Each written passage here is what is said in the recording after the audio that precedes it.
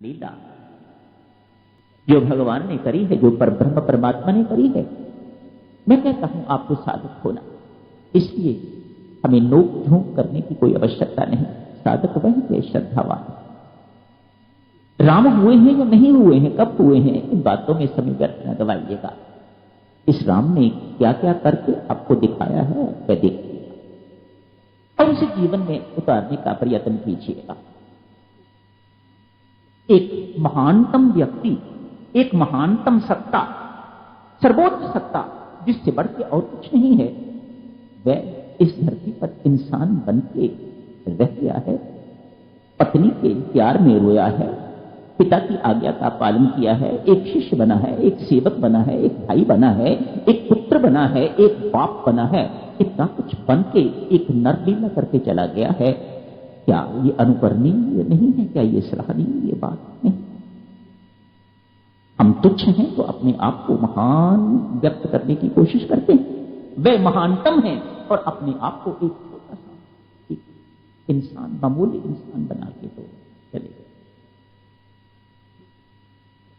जो कुछ प्रभु राम ने किया है वही हमारे जीवन में अनुकरणीय। भगवान कृष्ण के लिए लोग कहते हैं, कृपया बुरा नहीं मानिएगा, जो कुछ उन्होंने किया है वह सबके लिए अनुकरणीय नहीं। लेकिन भगवान राम के लिए कहते हैं, जो कुछ इन्होंने अपने जीवन में किया है वह अक्षरशः अनुकरणीय है, अनुसरणीय। बहुत उच्च कोटि की भूमिका उन्होंने निभाई है।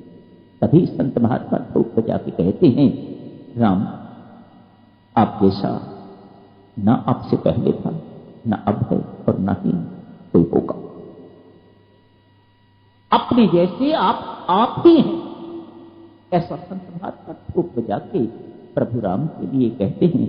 कल उन्हीं की चर्चा आरंभ होने जा रही है। राम कथा। आज माताओं सोने से पहले तनिक विचार करना। स्वामी जी महाराज 60 साल की आयु तक तो आर्य समाजी।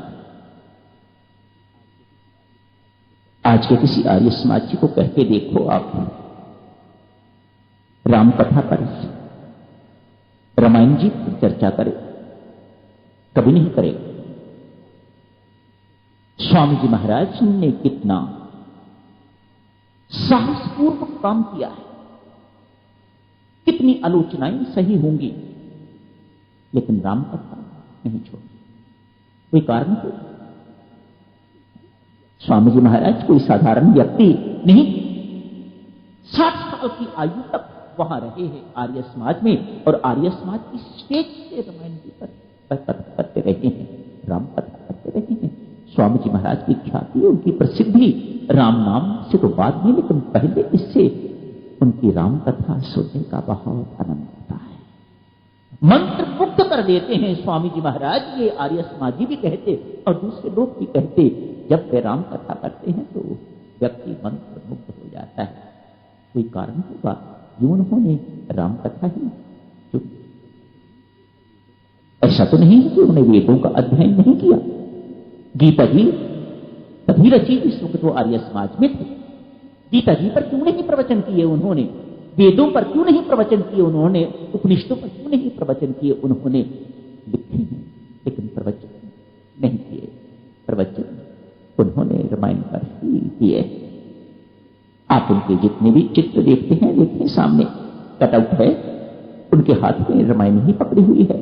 भक्ति प्रकाश ने देखिए आप, रामायण पकड़ी हुई है। क्यों? कल उसी रामायण की चर्चा आरंभ होने जा रही है।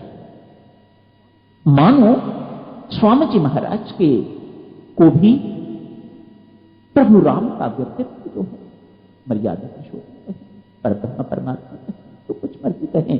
उन्होंने अपने मन में उनके लिए क्या धारणा कर रखी होगी, ये उन्होंने बहुत अच्छे ढंग से, बहुत स्पष्ट व्यक्त नहीं किया है। ये छोड़ा है हम लोगों पर, खोज कीजिएगा,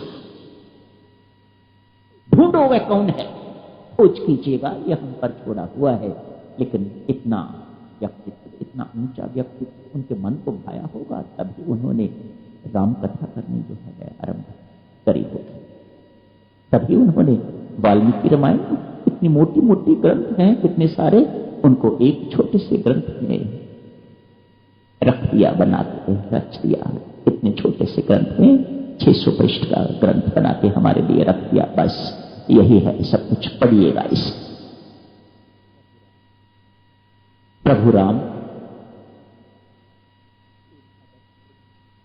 एक आदर्श पुत्र, एक आदर्श भाई, एक आदर्श शिष्य, एक आदर्श सेवक, एक आदर्श राजा, एक आदर्श पति, एक आदर्श शत्रु, एक आदर्श गुरु। जो कुछ भी आप प्रभु के जीवन में देखते हैं, जो कुछ भी उनके व्यक्तित्व में आपको दिखाई देता है, आदर्श से कम।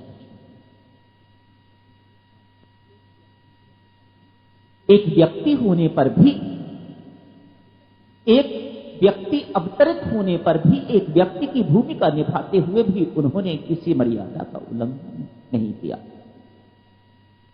हम क्या हैं? पग पग पर मर्यादा का उल्लंघन करते हैं हम। उन्होंने कितनी भूमिकाएं निभाई हैं, लेकिन किसी भी भूमिका में कभी मर्यादा का उल्लंघन नहीं किया। एक आदर्श बाप। कई बार मन में अनेक प्रकार के संदेह उठते हैं उनके प्रति, कहीं कहीं, बहुत स्थानों पर नहीं, किसी एक दुख के स्थान पर कभी मन में प्रश्न चिन्ह खड़ा हो जाता है, ऐसा क्यों किया? संत महात्मा कहते हैं, भाई आप अपनी बुद्धि के अनुसार सोच रहे हो, इसलिए यह प्रश्न है। काश उनके मन में क्या था, उनकी भावना, करने वाले की भावना किस प्रकार की थी, यदि आप अपना मन उनके मन के साथ मिला सको तो बताओ कि गलती है या नहीं। एक आदर्श पिता। कहते हैं एक दफा महल में बैठे हुए राजा दशरथ, कुशल्या बैठी हुई हैं, आपस में चर्चा चल रही है। अकेले, उनको पता नहीं कि उनकी चर्चा को प्रभु राम कहीं सुन रहे हैं। किसी ऐसी जगह पर खड़े हैं जहां उनको दिखाई नहीं दे रहे प्रभु राम, लेकिन उनकी चर्चा को सुन रहे हैं। क्या चर्चा चल रही है? कुशल्या, राम हमसे सब बातों में आगे है, कोई ऐसी चीज नहीं दिखाई देती जिसमें हमारा राम हमसे आगे नहीं है, पर लगता है एक बात में वह हमसे पीछे रहेगा। कुशल्या बड़ी चकित, प्रभु ऐसी कौन सी चीज है, ऐसा कौन सा गुण है जो राम में नहीं है और जिसमें वह पीछे रहेगा हमसे?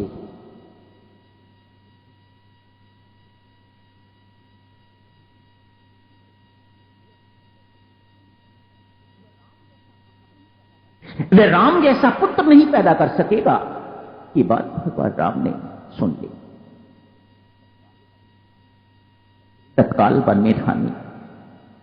उस वक्त पब्लिक स्कूलों का समय नहीं था, कॉन्वेंट्स का समय नहीं था। उस वक्त एजुकेशन जो है, शिक्षा जो है, अपने बच्चों को बेस्ट एजुकेशन वहां मानी जाती थी जहां बेस्ट ऋषि रहा करते थे, संत महात्मा रहा करते थे, और बच्चों को वहां शिक्षा ग्रहण करने के लिए भेज दिया जाता था। बच्चे पैदा तक कौन इंतजार करेगा? गर्भवती सीता पर ही संस्कार संतों महात्माओं के पड़ने चाहिए, ताकि ये पुत्र जो हैं ये राम जैसे बन सके। एक आदर्श पिता। कब हुए हैं राम, कितने राम हुए हैं, हुए भी हैं, नहीं हुए हैं, इन बातों पर बहुत समय व्यर्थ नहीं गवाइएगा। विभिन्न प्रकार की रामायणें, अपने देश में ही अनेक प्रकार की रामायणें, अनेक भाषाओं में रामायणें, फिर अनेक देशों की रामायणें।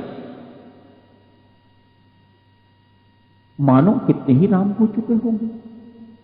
इस प्रकार का भी विवरण आता है। कहते हैं जैसे जैसे भगवान राम अपनी लीला का संवर्ण करते हैं, जाने का समय होता है, उस वक्त एक अंगूठी फेंकते हैं नीचे। पृथ्वी में छिद्र हो जाता है। वह अंगूठी पृथ्वी को लगती हुई तो पाताल में चली जाती है। ऐसा ही समय आ गया है। ये कहानी आप लोगों ने सुनी हुई है, इसको मैं रिपीट तो नहीं करूंगा, पर थोड़ा संकेत आप सबके लिए। एक अंगूठी आज भी फेंकी है, वह पाताल में चली गई। हनुमान जी को कहा, हनुमान मेरी अंगूठी गुम हो गई है, कहीं नीचे चली गई है, जरा ढूंढ के लाओ। ठीक बात है महाराज। हनुमान जी महाराज ने अपना बहुत छोटा सा रूप बना के उसी छिद्र के माध्यम से वह नीचे पाताल में चले गए। वहां जाके आगे क्या होता है उसकी बात तो करेंगे बाद में। पहले वापस अपने धाम लौटने का समय आ गया। ये याद दिलाने के लिए संत महात्मा आए, महर्षि विशिष्ट आए हैं, ब्रह्मा जी आए हैं, नारद जी आए हैं, उनको याद दिलाने के लिए महाराज आपका जाने का समय, अपने धाम में लौटने का समय हो गया है। भीतर जाने से पहले कह गए, लक्ष्मण आप पहरे पर रहना, कोई भीतर हमारे आपस के संवाद को कोई सुने ना, तो भीतर ना आए। जो आ गया महाराज, लक्ष्मण जी बाहर खड़े हो गए हैं। उसी वक्त कहते हैं महर्षि विश्वामित्र जी आ गए, और उन्हें बड़ा अर्जेंट काम, जब भी वो आते हैं बड़ा अर्जेंट ही होता है उनका काम। वो अर्जेंट काम के लिए अंदर जाना चाहते हैं, लक्ष्मण रोकते हैं, नहीं जा सकते महाराज, मुझे आज्ञा नहीं है किसी को अंदर भेजने की। यदि मुझे अंदर नहीं जाने दोगे तो मैं सारी अयोध्या को नष्ट कर दूंगा। महर्षि विश्वामित्र कहते, लक्ष्मण जी महाराज सोचते हैं भीतर जाते हैं तो मैं केवल नष्ट होऊंगा, और नहीं जाते तो सारी प्रजा नष्ट होगी। बेहतर यही है तो जाने देता हूं। अंदर जाके कहा, स्वयं चले गए महाराज। महर्षि विश्वामित्र आए हैं, सब कुछ हो चुका हुआ था, बातचीत उनकी पूरी हो चुकी हुई थी। उसके बावजूद भी लक्ष्मण ने कहा, महाराज मैंने आपकी आज्ञा का उल्लंघन किया है, इसलिए मुझे सजा दी जाए। अरे नहीं लक्ष्मण, कोई सजा की बात नहीं, हमारी बातचीत पूरी हो चुकी थी। नहीं महाराज, बात ये नहीं है, यदि आप मुझे सजा नहीं देंगे या यदि मैं सजा नहीं लूंगा तो लोगों पर प्रभाव इस बात का बहुत बुरा पड़ेगा। मुझे महाराज सजा दीजिएगा। लक्ष्मण जी महाराज सरयू नदी में सशरीर अपने धाम चले जाते। भगवान राम को पता चलता है, एक एक करके सब चले जाते हैं। हनुमान जी महाराज पाताल में, यमपुरी में कहीं वहां कैसे आए? प्रभु राम अंगूठी ढूंढने के लिए आया। एक थाल भरा हुआ अंगूठियों से उनके सामने लाके रख दिया। लो हनुमान, ढूंढो इनमें से कौन सी अंगूठी है। राम देखती तो सब एक जैसी, ये क्या? अरे भाई तुम लौटोगे तो प्रभु राम आपको मिलने नहीं वाले, वे तो अपने धाम में चले गए। जब भी उन्होंने अपने धाम में जाना होता है, एक अंगूठी नीचे फेंक जाते हैं। वे अंगूठियां हमारे पास इकट्ठी हो गई, इतनी इकट्ठी हो गई, देख हाल हो गया हुआ। भगवान की लीला अब